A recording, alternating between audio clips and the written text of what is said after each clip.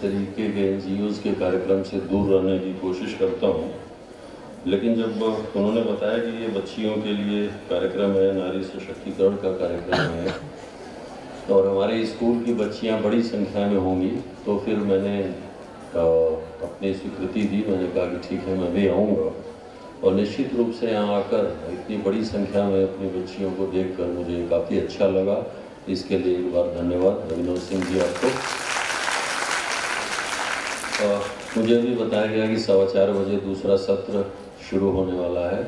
मेरे पास कुल 15 मिनट का समय है। कैरियर गाइडेंस टॉपिक है।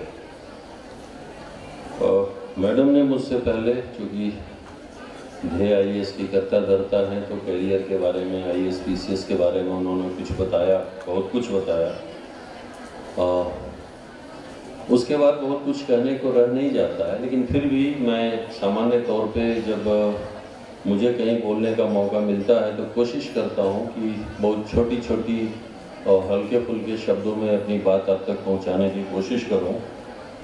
तो कैरियर गाइडेंस से पूर्व अभिनव सिंह जी की अनुमति से मैं आज के इस टॉपिक नारी सशक्तिकरण, जिसके इर्द गिर्द ये पूरा कार्यक्रम, सभी सत्र चल रहे हैं, उस पर 2-3 मिनट बोलना चाहूँगा।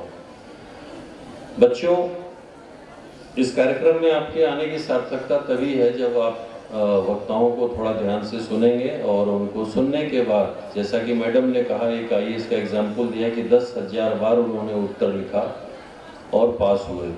यहाँ आने के बाद भी अगर आप वक्ताओं को ठीक से सुनेंगे नहीं तो आपका आना निरर्थक हो जाएगा। इसलिए मैं आपसे अगला 10, 12, 13 मिनट चाहूँगा कि आप ध्यान से बात सुने।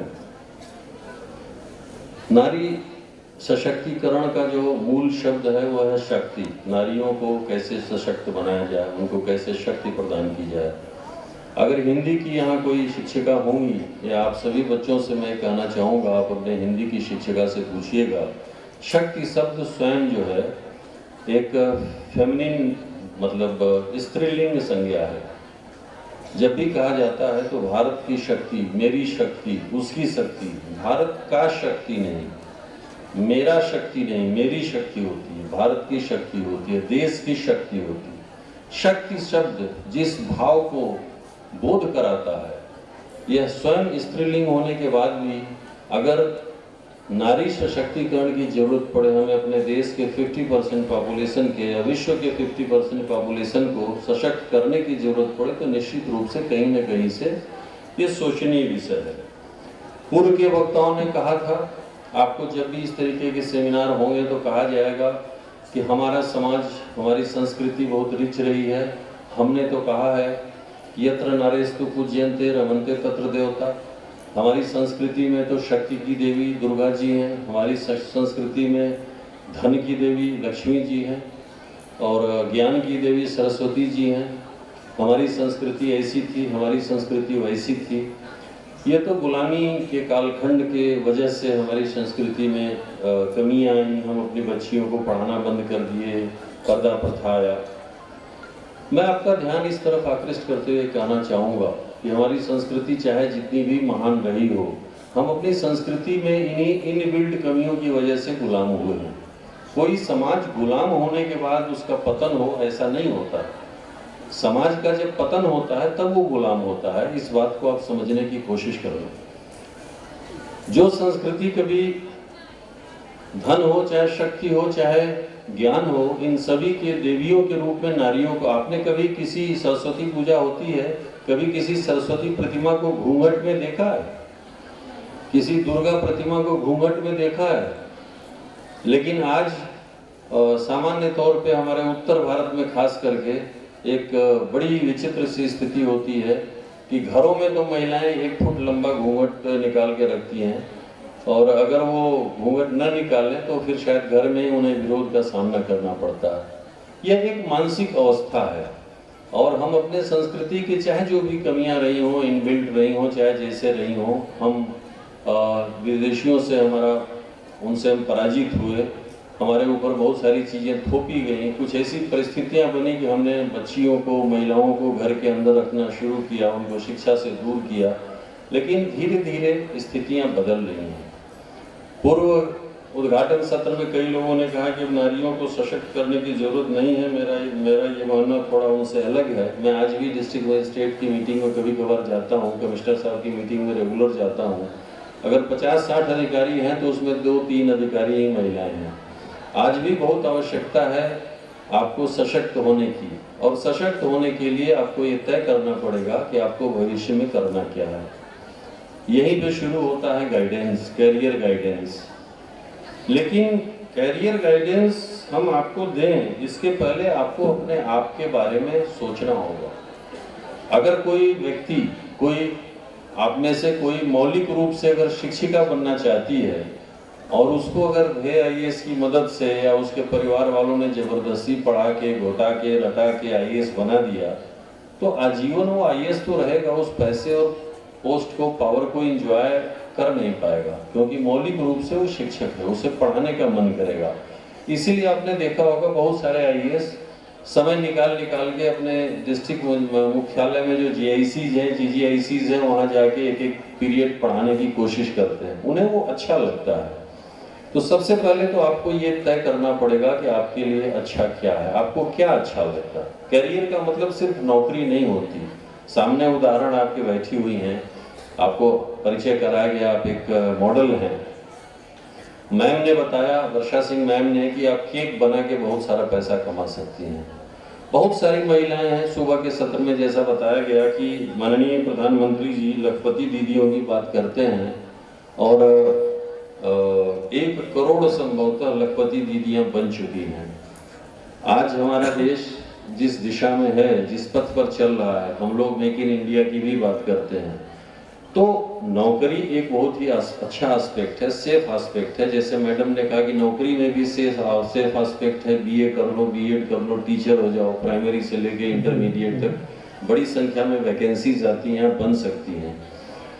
लेकिन इन सब के पहले आप खुद के अंतर मन को झांको, आपको अच्छा क्या लगता है। आपको IAS बनना अच्छा लगता है, जिसपे आप निर्णय ले सको, जैसा कि आपने कहा नियमों में परिवर्तन करना हुआ, कोई पॉलिसी मैटर हुआ। बहुत सारी बच्चियों को पुलिस की नौकरी अच्छी लगती है, उन्हें वर्दी पसंद है, उन्हें पावर पसंद है।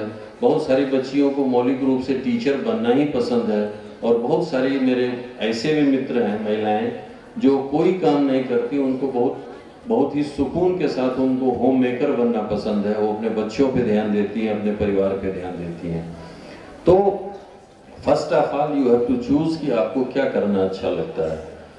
तो एक बार जब आप ये आपको लग जाए, और हाई स्कूल में आते आते, इंटरमीडिएट में आते आते आपको निश्चित रूप से आप कभी भी बैठेंगी शांत होकर, अगल बगल देखती हैं। आप में से ज़्यादातर लोगों ने अपने टीचर्स को देखा है, पुलिस वालों को देखा है, SDMs को देखा है, और गांव में बात सुनी ही है, नायब तहसीलदार को।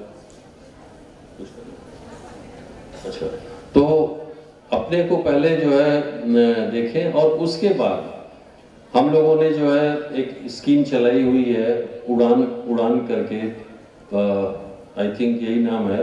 सारे विद्यालयों में हम लोग कार्यक्रम कराते हैं, और उस कार्यक्रम में विभिन्न तरीके के कि टीचर बनना है तो कौन से एग्ज़ाम है, आपको टेट पास करना है, आपको BTC करनी है, B.Ed करना है, और डिग्री कॉलेज में अगर आपको जाना है, यूनिवर्सिटीज़ में अगर आपको जाना है तो आपको PhD करना है, JRF करना है, या फिर PCS बनना है तो उसके लिए आपको कौन सी परीक्षाएं होती हैं, IAS बनना है तो उसके लिए कौन सी परीक्षाएं होती हैं। लेकिन आप IAS बने, आप टीचर बने, आप जो भी बने, एक शिक्षा अधिकारी के रूप में अगर मैंने जो महसूस किया है, आपकी कमजोरी का कारण, हमारी कमजोरी का कारण, सबसे बड़ा कारण वो ये है, अगर कुछ है तो हमारा और समाज का गिरता हुआ नैतिक स्तर। 5000 वर्षों से हम लोग बोल रहे हैं कि झूठ नहीं बोलना चाहिए, सच बोलना चाहिए, लेकिन समाज में सच बोलने वालों की संख्या लगातार घटती ही जा रही है। पुलिस वाले रोज प्रचार करते हैं कि हेलमेट लगा के गाड़ी पे बैठो, मोटरसाइकिल चलाओ। आज ही हम लोग आ रहे थे, रास्ते में 70% लोग बिना हेलमेट लगाए चल रहे थे। तो समाज की जो कानून व्यवस्था है, उस कानून व्यवस्था का पालन करना और नैतिक रूप से खुद को मजबूत बनाना। आप लोगों ने सुना होगा कि दे दी हमें आज़ादी बिना खड्ग बिना ढाल, बहुत बड़ी शक्ति थी। उस शक्ति के साम्राज्य में कहा जाता सूर्य अस्त नहीं होता था। ऐसी शक्ति के सामने एक लाठी लेके महात्मा गांधी खड़े हुए, सिर्फ और सिर्फ अपने नैतिक बल पे। तो सबसे पहले कैरियर तो आप चूज करेंगे ही और कैरियर का गाइडेंस आपको मिलता रहेगा, लेकिन सबसे पहले अपने खुद को मजबूत बनाइए। और आखिरी बात कहते हुए मैं अपनी बात को विराम दूंगा कि बच्चियों, जैसा कि अभी पूर्व वक्ता ने कहा कि पिता कहते हैं कि बीए करने के बाद बीएड करा दूंगा और फिर उसके बाद बात खत्म, उसके पीछे एक बहुत बड़ा कारण होता है। सामान्य तौर पे पिता अपनी बच्चियों की सुरक्षा के लिए बहुत चिंतित रहते हैं, उनको कोई परेशानी न हो जाए। आपका भाई रात को 10 बजे आता है तो उसको उतनी डांट नहीं पड़ती जितनी डांट आपको सूर्यास्त होने के आधे घंटे बाद अगर आप आए तो आपको डांट पड़ जाती है। इसके पीछे का जो कारण है कि समाज में जो लोग जैसे जिस तरीके का एलिमेंट चल रहे हैं, माहौल है, ईमानदारी से बताना, जब आपको देर हो जाती है रात को 9 बजे तो क्या रास्ते में आपको आते इसमें शेर से डर लगता है, भालू से डर लगता है, सांप से डर लगता है, इंसान से डर लगता है? इंसान से डर लगता है। और वो इंसान होता कौन है? आपका भाई, आपका चाचा।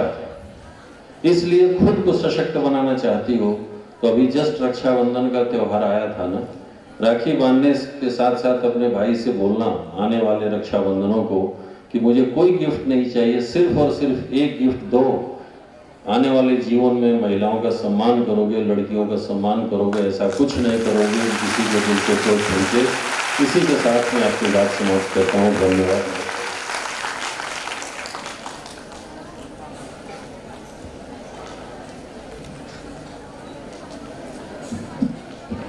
बहुत बहुत धन्यवाद सर। मैं अपनी बात को विराम दूंगा कि बच्चियों, जैसा कि अभी पूर्व वक्ता ने कहा कि पिता कहते हैं कि बीए करने के बाद बीएड करा दूंगा और फिर उसके बाद बात खत्म, उसके पीछे एक बहुत बड़ा कारण होता है। सामान्य तौर पे पिता अपनी बच्चियों की सुरक्षा के लिए बहुत चिंतित रहते हैं, उनको कोई परेशानी न हो जाए। आपका भाई रात को 10 बजे आता है तो उसको उतनी डांट नहीं पड़ती जितनी डांट आपको सूर्यास्त होने के आधे घंटे बाद अगर आप आए तो आपको डांट पड़ जाती है। इसके पीछे का जो कारण है कि समाज में जो लोग जैसे जिस तरीके का एलिमेंट चल रहे हैं, माहौल है, ईमानदारी से बताना, जब आपको देर हो जाती है रात को 9 बजे तो क्या रास्ते में आपको आते इसमें शेर से डर लगता है, भालू से डर लगता है, सांप से डर लगता है, इंसान से डर लगता है? इंसान से डर लगता है। और वो इंसान होता कौन है?